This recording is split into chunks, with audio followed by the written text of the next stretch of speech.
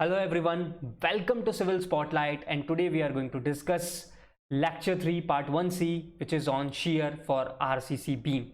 So before beginning the lecture, this is all about me, myself Piyush Sharma. I'm here to help you for competitive exam. So without any delay, let's begin our lecture.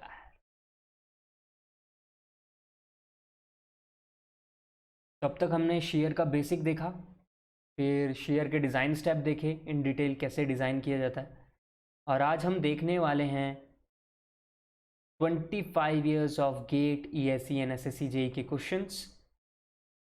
Again मैं याद दिला देता हूँ, यहाँ पे मैं वही question discuss करता हूँ जो कि ट्रिक बेस्ड हो या जिनमें कोई एक इम्पॉर्टेंट कंसेप्ट हो।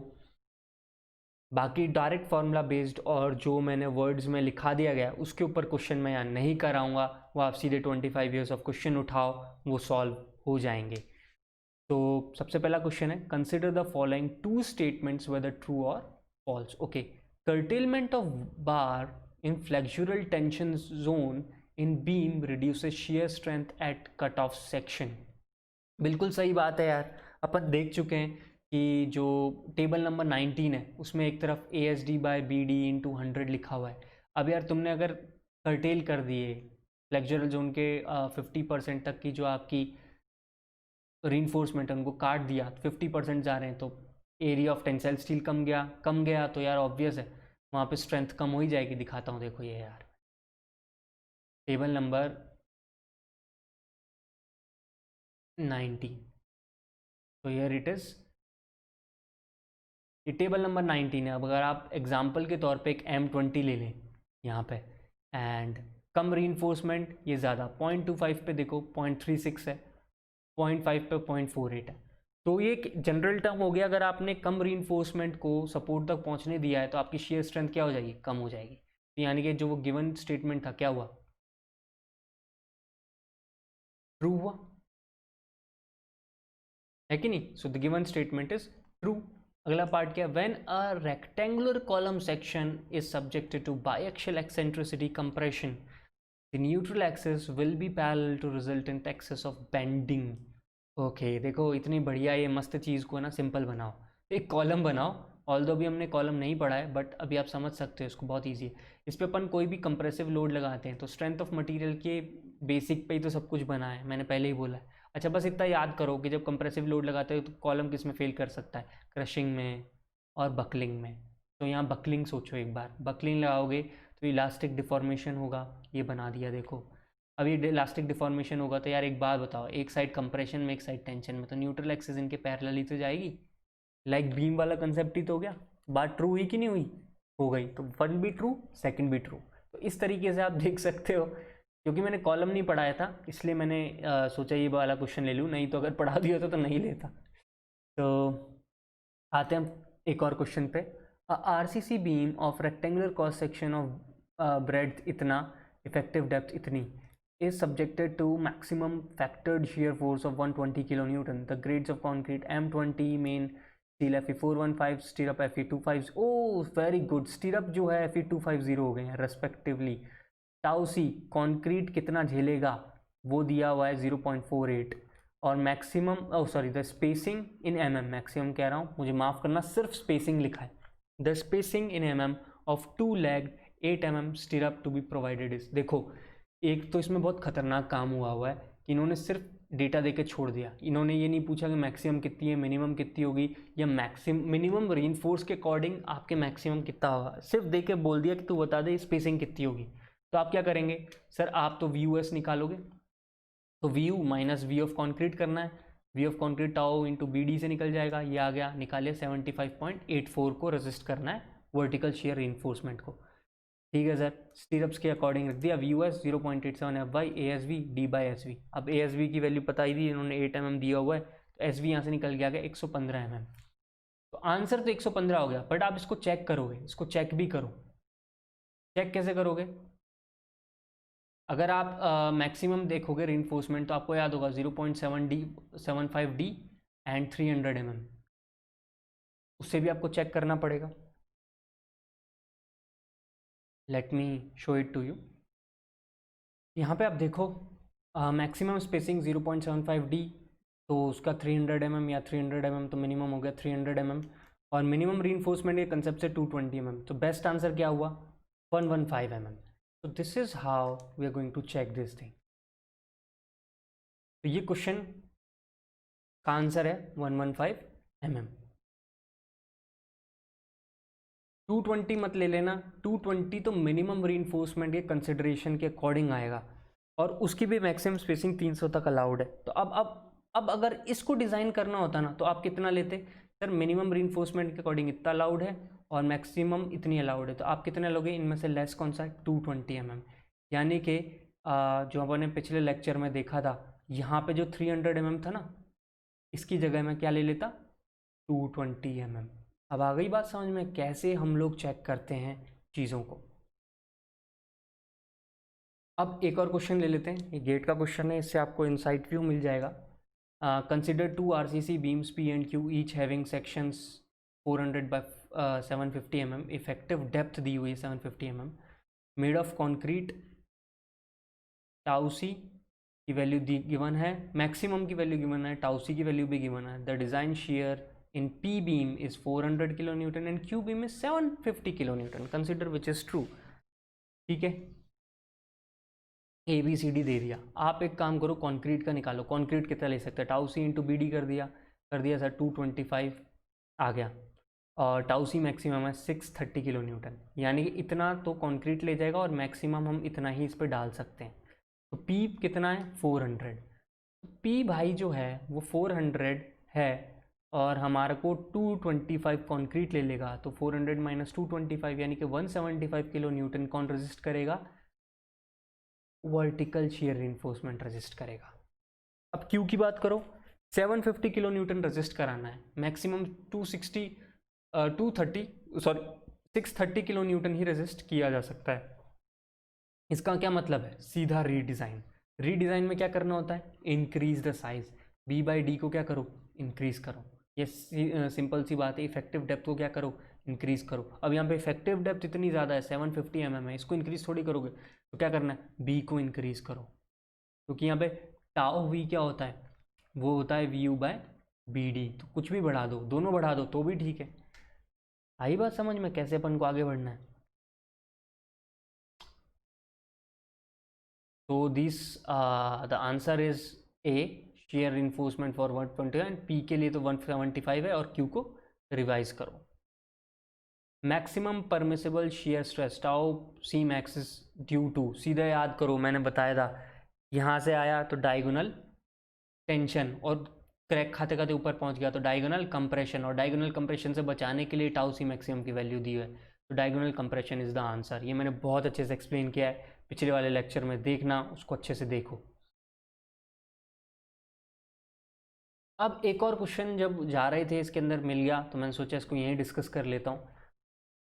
एक RCC बार है in marine environment undergoes corrosion हो गया, due to corrosion the apparent volume increases. देखो मैंने पहले जब बेसिक फंडामेंटल्स ऑफ RCC पढ़ाया तब मैंने बताया था कोरोजन होता है तो आपकी वॉल्यूम बढ़ती है, कितनी अप्रॉक्सीमेटली 2.5 टाइम्स तक बढ़ सकती है ना, and exerts pressure on surrounding concrete. बिल्कुल सही बात है, अगर आप इसकी वॉल्यूम बढ़ाओगे, यहाँ देखो कोरोजन होगा तो कोरोजन जो है साइड में डिपॉजिट होने लगेगा, और वो मैंने बताया वॉल्यूम बढ़ चुकी है उसकी पहले कंपैरिजन में, तो वो क्या करेगा चारों तरफ स्ट्रेस मारेगा। बिल्कुल, तो एक्सर्ट प्रेशर ऑन कॉन्क्रीट, देखो ये चीज़ स्टेटमेंट ने खुद ही दे दी है, तो ये आप नोट भी कर सकते हो अलग से। तो इसने फिर क्वेश्चन पूछा which is true, crack is parallel to reinforced bar या corrosion causes radial tensile stress, crack is perpendicular to bar, corrosion causes circumferential tensile stress in concrete. Okay, तो इनमें से क्या ऑप्शन होगा, पहली चीज़ तो ये जो गिवन इन्फॉर्मेशन है ये बिल्कुल ट्रू है, ये आपसे क्वेश्चन बन के आ सकता है, और कई बार एक दो बार PSU में मैंने देखा है, इनफैक्ट इसरो के एक पेपर में, हाँ इसरो के क्वेश्चन आया था कि कोरोजन के बढ़ने से क्या होगा, मतलब किस टाइप का क्रैक होगा, पैरेलल टू रीइंफोर्स बार होगा या परपेंडिकुलर होगा, वो तो अभी वो देख लेते हैं। सबसे पहले एक नॉर्मल लो, कोरोजन करना स्टार्ट करो, थोड़ा थोड़ा बढ़ने लगा, अच्छे से कोरोड कर दो, चारों तरफ बढ़ चुका है देखो। अब चारों तरफ बढ़ गया है तो क्या कर रहे हो आप, इसके अंदर आप रेडियल स्ट्रेसेस बढ़ा रहे हो, ये बात आपको समझ में आ रही है। देखो मैंने सिर्फ डायग्राम बनाया, उससे आपको क्लियर हो जाएगा। इस टाइप के स्ट्रेस अगर लग रहा है तो कैसा हुआ, यहाँ बैठ के सेंटर्स देखूंगा कैसे लगेंगे, रेडियल स्ट्रेस लगेगा। तो इसका मतलब एक तो ही पता चल गया, रेडियल टेंसाइल स्ट्रेस लग रहा है। साथ साथ में जब ये यहाँ पे बहुत ज़्यादा डिपोजिशन हो जाएगा तो ये धीरे धीरे धीरे धीरे जो क्लियर कवर होता है ना उस तक पहुँच जाता है, एंड तक, और वहाँ पे क्रैक लगा देता है। यहाँ पे क्रैक आ गया, अब यहाँ पे ऐसे ही यहाँ पे छोटा सा क्रैक आ गया, यहाँ छोटा सा क्रैक आ गया, तो इन दोनों के बीच का जो पोर्शन है ना वो टूट के बिखर जाता है, और टूट के बिखर जाता है तो कोरोडेड जो हमारी रीइंफोर्समेंट होती है ना वो दिखने लग जाती है। आप बोलोगे सर ये दिखा दो, आप है ना ये सिर्फ थ्योरी की बातें करते हो। ये देखो यार, मरीन इन्वायरमेंट में जो मैंने यहाँ डायग्राम बना के दिखाया हुआ है वही की वही, ये देखो दिख रही है, ये तो कॉलम है, कॉलम के अंदर रीइंफोर्समेंट, मेन रीइंफोर्समेंट जा रही है, मेन रीइंफोर्समेंट के पैरेलल हुआ क्रैक। मेन रीइंफोर्समेंट के पैरेलल कैसे हुआ, देखो इसको 3D में अज्यूम करो अब ऐसे, और ये कॉन्क्रीट में एम्बेडेड है, तो ये क्रैक पूरी लेंथ के अबाउट चलेगा, तभी तो पैरेलल टू रीइंफोर्समेंट हुआ। तो crack is parallel to reinforce part, one सही है, एंड रेडियल टेंसाइल स्ट्रेस आ गया। Okay, so this is the question that I thought to be discussed, although shear का नहीं था बट फिर भी वर्थ डिस्कसिंग है। एक और क्वेश्चन है, torsion resist capacity decreases in reinforced concrete beams as, torsion किस वजह से होता है, टॉर्जन की वजह से क्या होता है, टॉर्जन की वजह से स्ट्रेंथ ऑफ मटेरियल में क्या पढ़ाया था, क्या आता है, शेयर स्ट्रेस आता है। अच्छा ठीक है सर, शेयर स्ट्रेस पकड़ लिया, शेयर स्ट्रेस कम कब हो जाएगा वो देखते हैं। स्टीरअप स्पेसिंग डिक्रीज, अगर स्टीरअप स्पेसिंग को पास पास ले आओगे तब तो यार हमारी एबिलिटी टू रेजिस्ट बढ़नी चाहिए, तो ऑप्शन ए क्या है, गलत। इंक्रीज इन स्टीरअप स्पेसिंग, एग्जैक्टली, अगर स्टीरअप स्पेसिंग को दूर दूर कर देंगे तो जो उसकी शेयर रेजिस्ट करने की कैपेसिटी है वो क्या हो जाएगी, डिक्रीज कर जाएगी। तो बिल्कुल सही, ऑप्शन बी अभी तक सही लग रहा है, कांड से बकवास में इंक्रीज और डिक्रीज घटिया, तो option B is the correct option. If nominal shear stress, nominal मतलब tau v, does not exceed the permissible shear stress, okay, minimum shear reinforcement still provided, बिल्कुल, ये तो मैं चीख रहा हूँ कब से, उसको भी वर्ड्स में लिखवा दिया, देखो क्वेश्चन आ गया, इन इंजीनियरिंग सर्विस का क्वेश्चन है, option A. Share span is zone, अरे ये बड़ा अच्छा है यार, अच्छा होगा एक छोटा सा स्ट्रेंथ ऑफ मटेरियल कंसेप्ट आ जाएगा। शेयर स्पैन क्या होता है, शेयर स्पैन वो स्पैन होता है जिसमें शेयर फोर्स क्या हो, कांस्टेंट हो। इस बात को ध्यान रखना, बच्चे समझते हैं जीरो, जीरो नहीं है भाई, कांस्टेंट होगा, वो वाला क्या है, शेयर स्पैन है। Now next question, consider the following statement which is true for flexural reinforcement terminated in tension zone, बहुत बढ़िया। कुछ ऑप्शंस दिए, the shear at the cut off point is not to exceed 2/3 of permitted value, okay, shear reinforcement is provided along each terminated bar overlapping 3/4 of appropriate distance from cutoff point. For 36 mm bar smaller, the bar shall provide double the area required for flexural. ये जो statements है ना ये as it is छाप दिया आपके code से, code का क्लॉज नंबर है 26.2.3.2, वहाँ पे आएगा flexural reinforcement shall not be terminated. वैसे अपन डेवलपमेंट लेंथ पढ़ लेंगे ना, उसके बाद पढ़ाऊंगा, बट ये क्वेश्चन में छोटा सा एक शेयर कट ऑफ की बात हो गई है, तो शेयर कट ऑफ याद कर लो अभी के लिए, तब मैं बड़ा अच्छे से एक्सप्लेन करूँगा डेवलपमेंट लेंथ के बाद कि वो 2/3 पॉइंट के बाद ही परमिटेड है। तो इसीलिए ये रहा point number 1, same to same point number 2, और ये रहा पॉइंट नंबर 3। देखो इस वाले क्वेश्चन को आप रट ही लो, ऐसा कोई और तरीका नहीं है। तो जैसे कि मैं बोलता हूँ हर टाइप का क्वेश्चन करा रहा हूँ, तो ये भी एक टाइप है कि भाई ये कोड ने बोला है कुछ चीज़ें आपको रटनी है, तो यहाँ पे मैं कुछ क्वेश्चंस करा रहा हूँ ना, इनको अच्छे से करा करो, या कोड की वैल्यू दिखाई है, कोड का कुछ इंफॉर्मेशन दिया, उसको रट डालो, छोड़ो मत, ठीक है। तो अगला क्वेश्चन देखते हैं, consider the area of RCC below neutral axis is cracked, अरे वाह बहुत बढ़िया, the shear stress variation below the neutral axis is, अच्छा अपन ने क्या पढ़ा था, अगर अनक्रैक्ड हो तो क्या होता है, parabolic and straight up to reinforcement, यही पढ़ा है।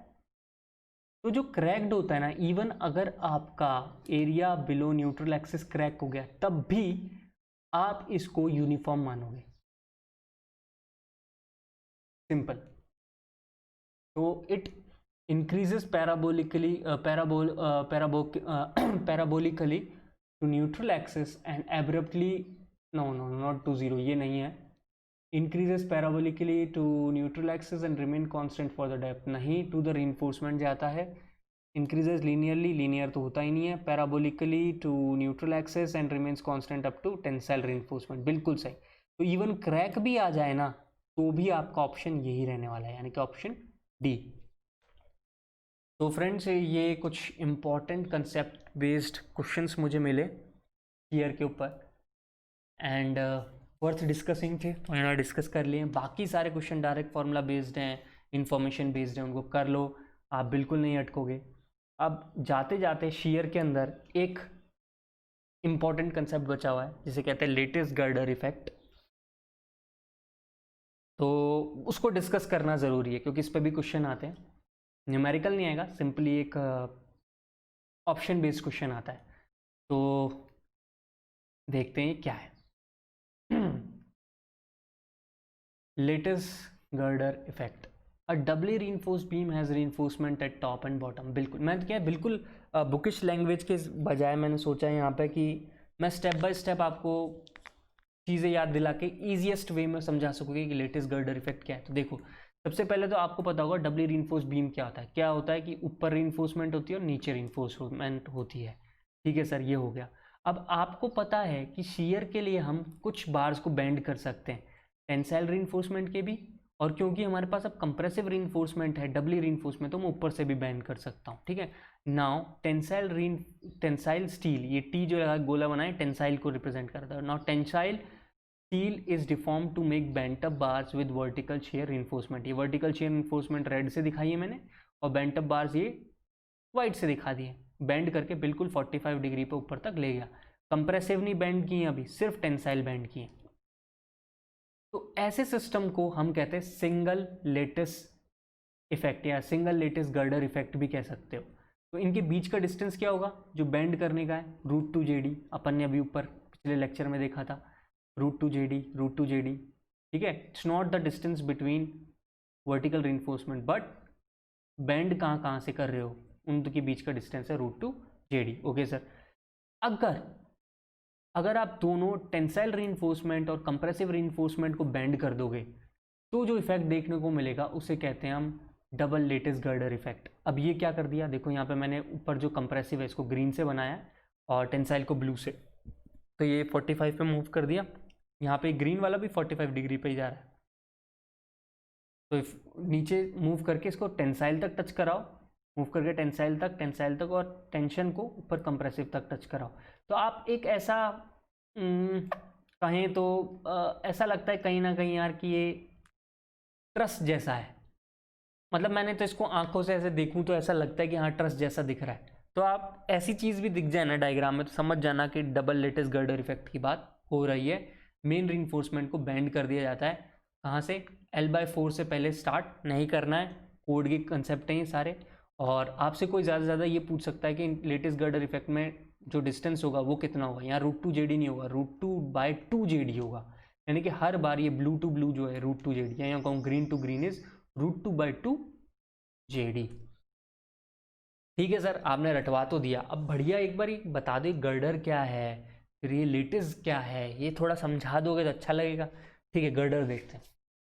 Girder is a built up beam formed by using 3 plates at I section और composite material। composite material मतलब अपना कंक्रीट यार, कंक्रीट प्लस रीइंफोर्समेंट।